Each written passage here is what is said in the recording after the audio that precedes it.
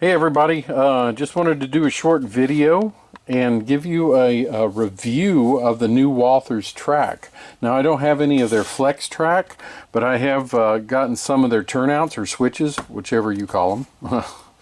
So the switches, to me, first of all, I have to say I'm fairly impressed right off the bat with these new switches. Supposedly they're all new tooling, and they look really nice. So what I'm going to do is I'm going to first turn them over and go over a couple features on the back side of the turnout or switch. So one thing is if you don't want to use a switch machine or a Caboose Industries throw, it does have a spring back here.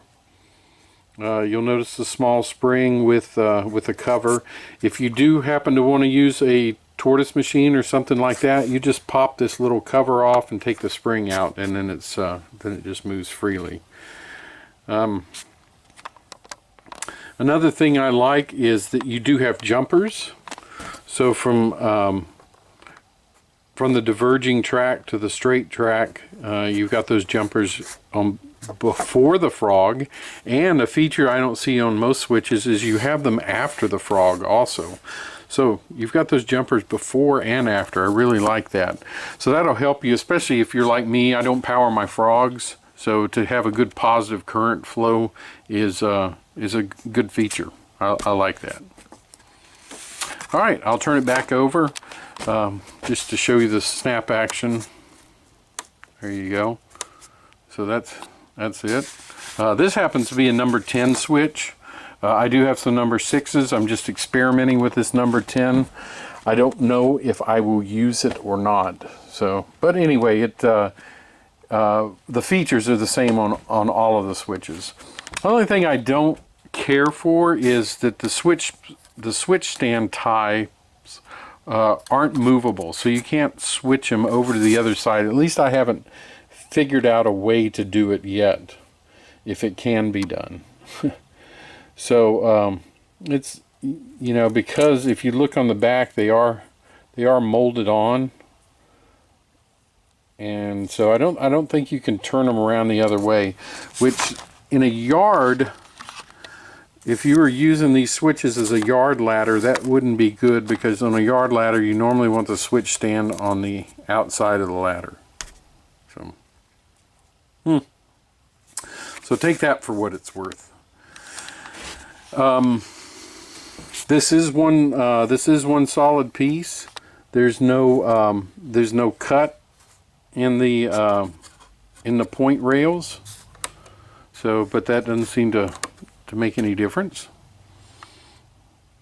Okay, there's actually a connector if you do want to power your frog. There is a built-in connector. And I like the color of the ties. The color of the ties, and I'm going to put it up next to my painted track. So you can see the color of the ties, the molded color is actually fairly close to the color that I've painted my track. So that's a good thing. The other thing is I wanted to show you using my Nmra standards gauge. I am going to put this on here, and as you can see, it's pretty much dead on. You've got a little bit of room in there, but not much. Oops, sorry, it slipped out. So you can see that's a good tight fit. And if you want to look at the flange ways up here, I'm going to put these in here. And you can see if I follow that all the way through, that I've got a good fit. That's perfect, just absolutely perfect, dead on there. So that's great. Now the ties are, I measured the ties. They are about they're about 9 inches wide, which is correct. Railroad ties are 9 inches wide and usually 7 inches in depth. And that's the one thing that's not quite prototypical, is the tie depth. These are about 6 inches, 5.5 to 6 inches in depth, so they're not quite, the height is not quite prototypical on them. The like I said, they're 9 inches wide, so that's perfect. And the spacing's about perfect. It's just a little over 21 scale inches spacing, which is 21, 22 inches. Anywhere from 19 to 24 inches is probably good. Depends on the railroad, depends on the, if it's a spur line, if it's a main line, things like that. So it's a good tie spacing and a good tie width. So that works out really well. When I say 22 inches, that's center to center for each of the ties.